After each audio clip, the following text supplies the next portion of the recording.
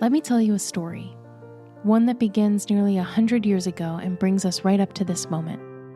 My name is Jennifer Peterkin, and this is my podcast, The Human Experience. The Human Experience is a project that I've been actively working on for a couple of years, but the story starts well before that. Looking back, I can see how many roads led me to this specific space. I can see how my lived experience and that of those close to me molded me for this purpose. Nearly every episode of The Human Experience you listen to will be about someone's story from their point of view, so they won't often sound like this. But I'm personally not a fan of asking people to do something I'm not willing to do myself, so I'm going to lead with my story, which brings me to part 1 of 2. Let's call this part Legacy. In 1928, the third of 5 children was born to a materially poor family in South Philadelphia. A few years later, another man was born to a German mother and a Hungarian father in a small village in Hungary. These men would not meet for many years, and while they were not enemies, they weren't the best of friends either. They exhibited a cordiality towards each other, one fitting for their relationship. You see, they were my grandfathers. One was my grandfather by blood and the other by marriage, but they were both in my life with their respective titles of grandpop and opa by the time I was born. These men were very different. Their life experience was different, the way they approached the world was different, the way they saw the world was different. But their impact on my life cannot be overstated. I am who I am today, at least in part, because of their influence. I don't think I truly realized how much of them I carried with me until they were both gone. It has long been a dream, a goal, an aspiration of mine to write their stories, because I grew up hearing them. I knew who these men were and, in part, the impact they had on the world. But not many people did. History is written by those with the money and influence to do so. After they passed, I felt a surge of guilt and regret like no other. I'd been talking for years about putting pen to paper, and I never did. It was too late. They were gone, and though I could tell you many things about them, it didn't seem like enough. It felt so incomplete. These men who I'd held on such a pillar, who seemed larger than life, were not, in fact, invincible. Losing them shifted something in me. It brought mortality front and center in an existential way. They are one of 2 paths that ultimately led me here, to this space. Because I realized that even if I didn't know everything, I knew something, and I could still tell their story. I could tell what I knew, and I could make sure that they both lived on. That their story wouldn't end with them, but would be preserved and cherished. And even if I was the only one who ever wanted to hear it again, that would be okay. But then I started to think that I wasn't the only one, because we never are we? As beings, we are obsessed with the past, with our ancestry, from where we came. We are proud to announce our heritage and celebrate traditions handed down from generation to generation. But sometimes things get lost along the way. Stories and people and memories, they become lost to time. And in a way, it's natural for things to move forward, to press on. But in another way, I think it's equally as instinctual for us to cling to the vestiges of humanity that stories carry. My grandfather had a house on a small island in South Jersey. Less than a 2-hour drive from Philadelphia, it was the perfect respite. It was his sanctuary, especially as he got older. The house was designed by him, built in the 80s. It was completely unique, tailored to him. He was a visionary in all things. His house sat on the back of the island, right on the bay. I remember driving down there as a kid in the summer. The drive felt like it lasted forever, and when we would arrive, after being in the stuffy car, I would walk onto their back deck and breathe in the salt air. It was beautiful. It was magical. It was home. Grandpop was always fun. Going to his house was always fun. Being one of 7 kids, my mom and her siblings would often bring their families down on the same weekends. Those were, still are, some of my favorite memories. Having only one brother myself, things were never especially loud at our house. But with everyone together, it was loud and chaotic and messy, and my heart was never more full. Saturday morning came and Grandpa gave you eggs made to order. Whatever you wanted, he did it. And they were the best eggs ever. No one could beat his eggs or his hoagies. He made the absolute best hoagies. Grandpa was always a storyteller. I remember being probably 11 or 12 years old, and after it was dark and we had all finished our dinner, he would lead us kids down the dock to sit on his boat. We wouldn't leave the dock, but surrounded by the water, the only light provided by the moon, he would make up scary stories. When we got older, he started to tell us more about his stories and his life. And no one could capture a room with a tale quite like he could. He was bold. He wasn't afraid to try anything, and he valued anyone's ability to think differently, even if he disagreed with you. Growing up as poor as he did whatever he could to help his family. Family was everything, and he and his siblings never left each other behind. The man was the epitome of a self-starter. He did what he needed to do, and he was never, ever afraid. His siblings would just shake their head at his antics sometimes, at his ideas. But to this day, his sisters will tell you that none of them would be where they are if Johnny hadn't pulled them all through together. They did life together, and they loved each other something fierce. They raised their families together, and they worked together. Up until the end, my grandfather would charter a van to go pick up his siblings and their spouses and bring them to his house in Jersey for the weekend. A couple of months before he passed, I had the passing thought to interview him, and after years of wanting to do it, I finally did. It was October when I went to see him and sit down with him, and he passed away in December. He was 91. He had lived such a full life. To be honest, I still kick myself for waiting so long, because it was the end and he had a hard time remembering and keeping his train of thought. But that is an interview I will treasure forever, and it is one that I can't wait to share with all of you as well. Which brings me to Opa. In the grandparent lottery, I really made out.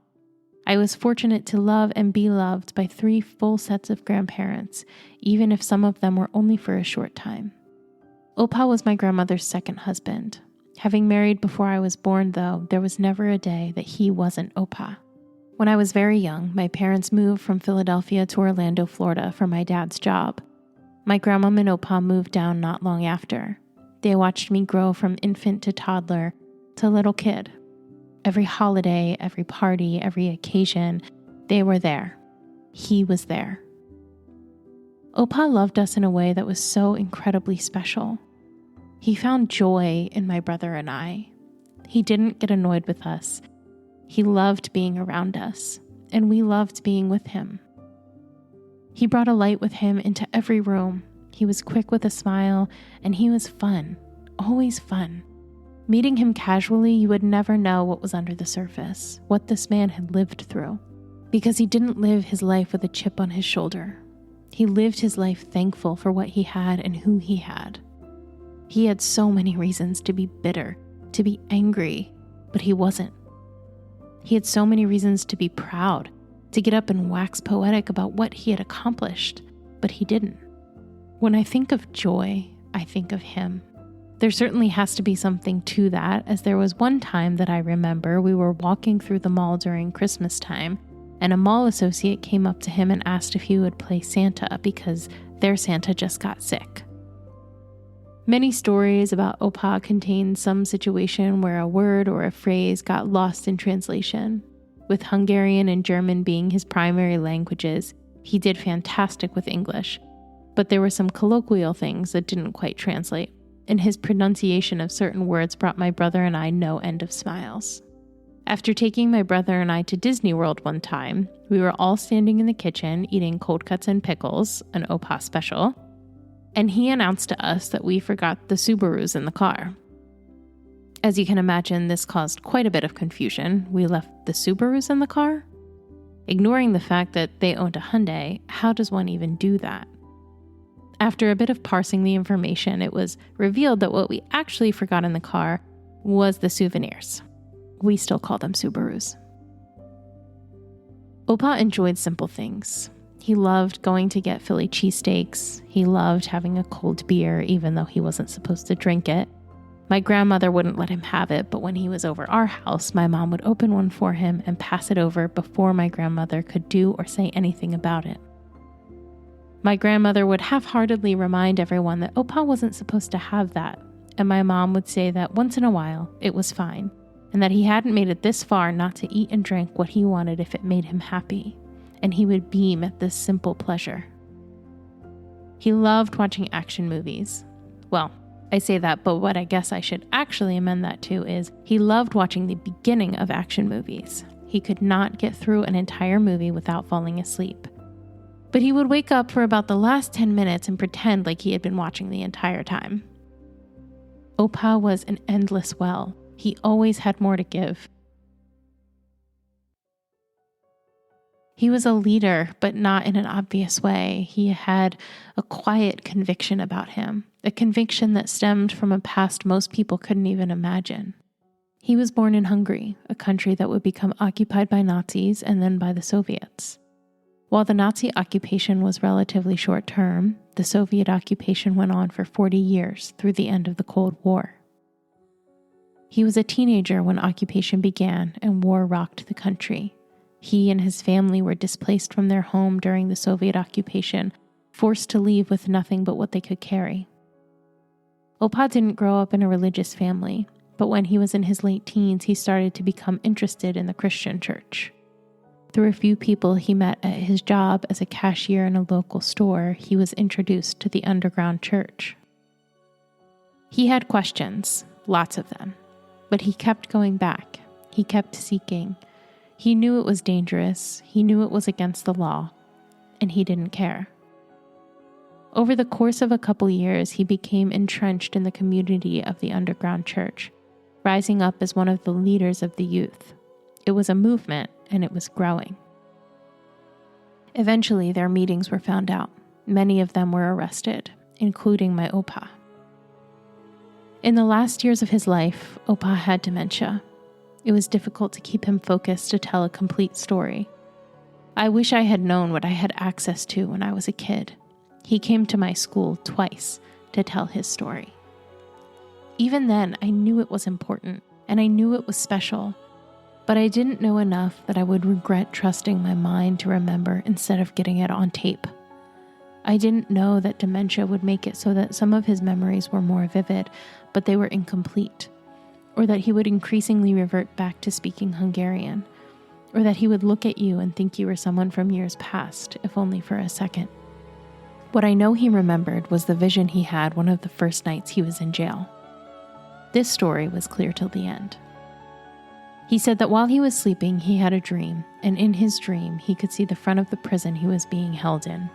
The front of the prison held a gate, and on one side of the gate was the year 1952. On the other side of the gate was the year 1956. He was arrested in 1952. When he woke up, he said he knew after that dream that he would be in the prison for 4 years, until 1956. Sure enough, in 1956, the Hungarian freedom fighters raided his prison and set them free. When the doors were opened, people were afraid to leave. They were afraid it was a trap. He said, "This is my only chance. I'm taking it." He left, and he was able to make his way from there through Europe and on a ship to New York City, coming through Ellis Island. I was actually even able to locate him on the ship records. How he made his way through Europe is unclear. I do remember some sort of dairy trek being involved, but that story is incomplete at best. When he got to New York, he made contact with a friend from Hungary who was living in Philadelphia. So he moved down and found community in the city of brotherly love. It was here that he met his first wife. They married and had 2 boys. I never had the opportunity to meet his sons myself, but I knew how much they meant to him. He loved them dearly, and he talked about them with nothing but pride and affection. Opa played the violin. It wasn't something he learned as a kid, nor did he take professional lessons. No, his son played the violin, and his son was struggling to read the music, to play. I'm not sure. But this man taught himself how to play the violin so that when his son needed help, he would know how to help him. Unfortunately, the small church that he and his wife attended had some very serious issues. The directions coming from the pastor were off, like how much money they had to give directly to him or how they were to behave. It was cult-like. Opa wasn't having it. He was strong in his conviction and he stood up to this leader. He would pay the ultimate price, though, as this manipulator had his wife fooled.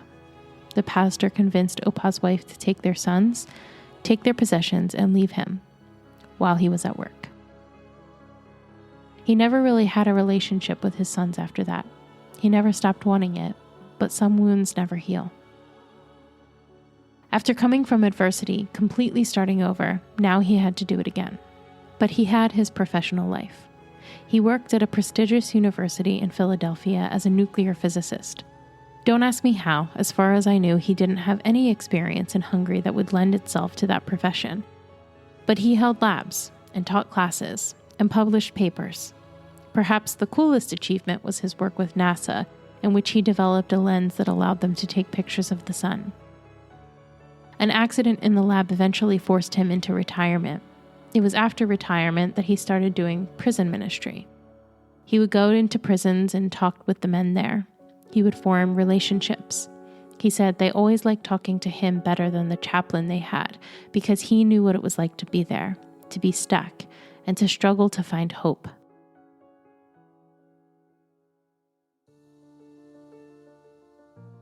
It's only recently that I can truly appreciate what these men did in their years on Earth, and even then, I will never understand on a visceral level. But when I think of them, which I often do, I am struck by their joy. I'm overwhelmed by their grace. I'm stirred by their perseverance, and I'm proud. I'm proud of their legacy. I'm proud that it's mine. I think our stories contain multitudes, because your story doesn't start with you. You are not an island. You are shaped by your environment and you are molded by your circumstance, but you are formed by your legacy, by the generations that came before, good and bad. In a world so consumed with vitriolic anonymity, I hope this places you right in the center of what makes us human. I hope you hear these stories and find a balm to soothe your wounds. I hope you hear these stories and find an understanding or compassion that didn't exist before. And I hope you hear these stories and want to share your own.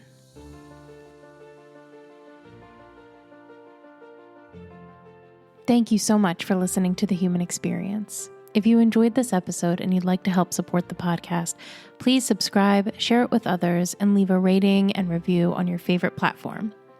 Everyone has a story, and I'd love to hear yours, so be sure to check out the show notes for more information about how to stay in touch. Do good and take care.